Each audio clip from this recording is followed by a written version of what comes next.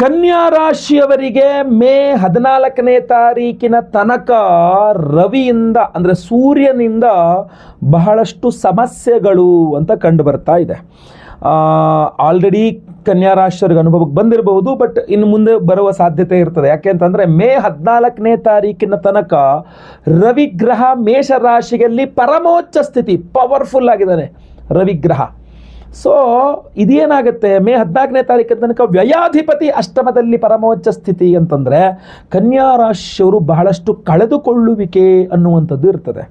ಕಳೆದುಕೊಳ್ಳುವಿಕೆ ಏನೇನು ಏನು ಬೇಕಾದ್ರೂ ಕಳ್ಕೊಬೋದು, ಏನು ಬೇಕಾದ್ರೂ ಕಳ್ಕೊಬೋದು.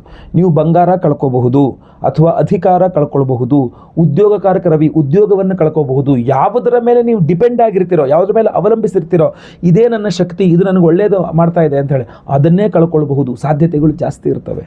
ಸೊ ಆದ್ದರಿಂದ ನಿಮ್ಮ ವಸ್ತುಗಳನ್ನು, ನಿಮ್ಮ ಪದಾರ್ಥಗಳು, ನಿಮ್ಮ ವಸ್ತುಗಳು, ನಿಮ್ಮ ವ್ಯಕ್ತಿಗಳು, ನಿಮ್ಮ ಅಧಿಕಾರ ನಿಮ್ಮದು ಅಂತೇನಿದೆಯಲ್ಲ ಕನ್ಯಾ ರಾಶಿಯವರು ಮೇ 14ನೇ ತಾರೀಕಿನ ತನಕ ಬಹಳ ಹುಷಾರಾಗಿ ನೋಡ್ಕೊಳ್ಳಿ. ಅದನ್ನು ಬಹಳ ಗಮನ ಇರಬೇಕಾಗಿರ್ಬೇಕು. ಅದು ಏನು ಬೇಕಾದ್ರೂ ಆಗಿರ್ಬೋದು.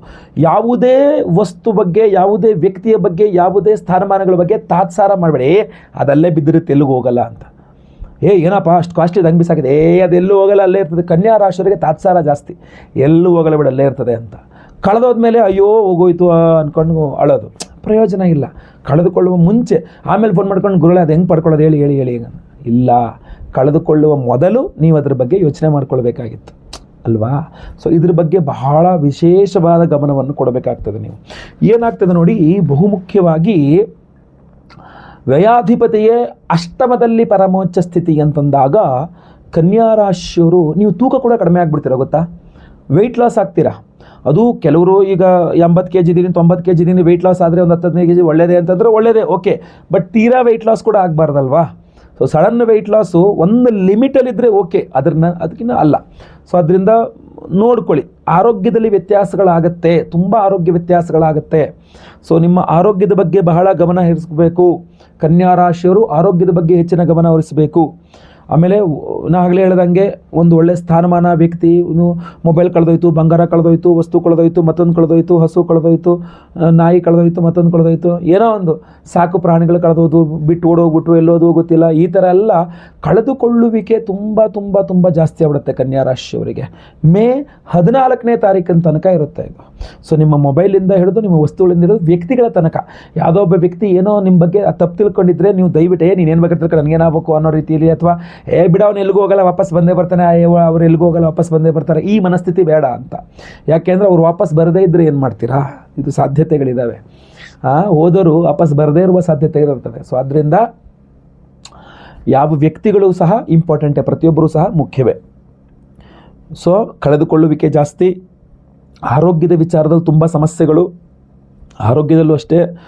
ವೆಯ್ಟ್ ಲಾಸ್ ಆಗುವ ಸಾಧ್ಯತೆ ಇದೆ ಅಂದಲ್ಲ, ಅದು ಒಂದು ಲೆವೆಲ್ವರೆಗೆ ಓಕೆ. ತೀರಾ ಜಾಸ್ತಿ ಆದ್ರಿಂದ ಮತ್ತೆ ಡಾಕ್ಟರ್ನ ಇದು ಮಾಡಬೇಕಾಗುತ್ತೆ. ಆಮೇಲೆ ಇನ್ನೂ ಇಂಪಾರ್ಟೆಂಟು, ವಿವಾಹಿತ ಕನ್ಯಾ ರಾಶಿಯ ಸ್ತ್ರೀಯರಿಗೆ ಅಷ್ಟಮ ಮಾಂಗಲ್ಯ ಸ್ಥಾನದಲ್ಲಿ ಪರಮೋಚ್ಚ ಸ್ಥಿತಿಯಲ್ಲಿ ವ್ಯಯಾಧಿಪತಿ.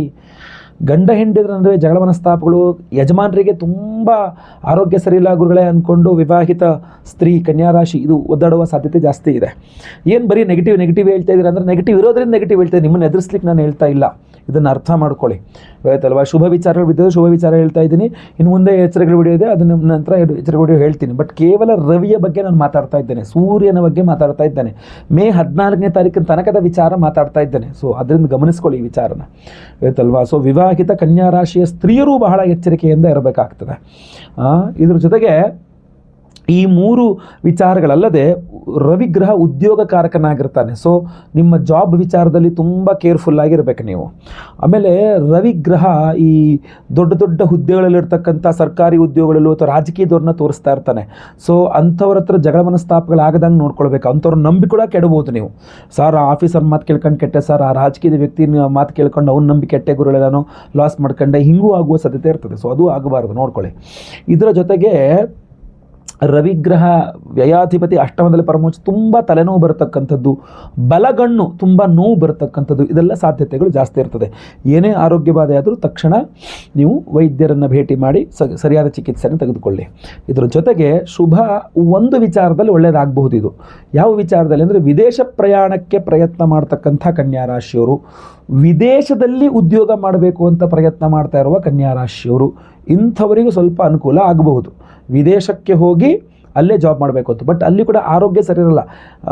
ಹೋಗ್ಬಿಟ್ಟಿದ್ದೀನಿ, ಕೂತ್ಕೊಂಡ್ಬಿಟ್ಟಿದ್ದೀನಿ, ಕೆಲಸ ಚೆನ್ನಾಗಿದೆ, ಬಟ್ ಇಲ್ಲಿ ವಾತಾವರಣ ಚೆನ್ನಾಗಿಲ್ಲ, ನನಗೆ ಇಷ್ಟ ಆಗ್ತಾ ಇಲ್ಲ, ವಾಪಸ್ ಹೋಗೋಣ ಅನ್ನಿಸ್ತಾ ಇದೆ, ತಿಂದಿದ್ದು ಜೀರ್ಣ ಆಗ್ತಾ ಇಲ್ಲ, ಆಹಾರ ಸರಿ ಹೋಗ್ತಾ ಇಲ್ಲ, ಈ ಥರ ಅಡ್ಜಸ್ಟ್ ಮಾಡ್ಕೊಳ್ಳೋಕ್ಕಾಗದೆ ಒದ್ದಾಡ್ತಾರೆ ಹೊಸ ಜಾಗಗಳಲ್ಲಿ ಉದ್ಯೋಗದ ವಿಚಾರದಲ್ಲಿ ಹೋದರೂ ಕೂಡ.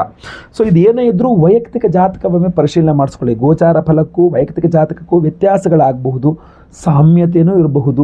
ನಿಮಗೇನೋ ಅರ್ಜೆಂಟಾಗಿ ಮೇ ತಿಂಗಳ ಒಳಗಡೆ ಏನೋ ಇಷ್ಟು ಕೆಲಸ ಕಾರ್ಯಗಳಾಗಬೇಕು, ಮದುವೆ ಆಗ್ತಾ ಇಲ್ಲ, ಅಥವಾ ಮಕ್ಕಳಾಗ್ತಾ ಇಲ್ಲ, ಅಥವಾ ಉದ್ಯೋಗ ಇಲ್ಲ, ಅಥವಾ ಬಿಸ್ನೆಸ್ ಲಾಸು, ಅಥವಾ ಬೇರೆ ಬೇರೆ ಏನೋ ಸಮಸ್ಯೆ, ಏನೇ ಸಮಸ್ಯೆ ಇರಲಿ ನೇರವಾಗಿ ಬಂದು ನನ್ನ ಭೇಟಿ ಮಾಡ್ಬೋದು. ನೆಲಮಂಗಲ ಬೆಂಗಳೂರಿನಲ್ಲಿ ಇರ್ತಾನೆ, ಇಲ್ಲ ನೇರ ಬಂದು ಭೇಟಿ ಮಾಡೋಕ್ಕೆಲ್ಲ ಆಗಲ್ಲ, ನೀವು ದೂರ, ನಾವೆಲ್ಲೋ ದೂರ ಇದ್ದೀವಿ ಅಂದರೆ ಫೋನ್ ಕನ್ಸಲ್ಟೇಷನ್ ತೊಗೊಬೋದು. ಜನ್ಮ ದಿನಾಂಕ, ಜನ್ಮ ಸಮಯ, ಜನ್ಮಸ್ಥಳ ವಾಟ್ಸಪ್ ಮಾಡಿಕೊಂಡು ಒಂದು ಫೋನ್ ಕನ್ಸಲ್ಟೇಷನ್ ಫೋನಲ್ಲೇ ಕೇಳ್ಬೋದು. ನಾನು ನಿಮ್ಮ ಇಡೀ ಜಾತಕ PDF ನಿಮಗೆ ವಾಟ್ಸಪ್ ಮಾಡ್ತೇನೆ.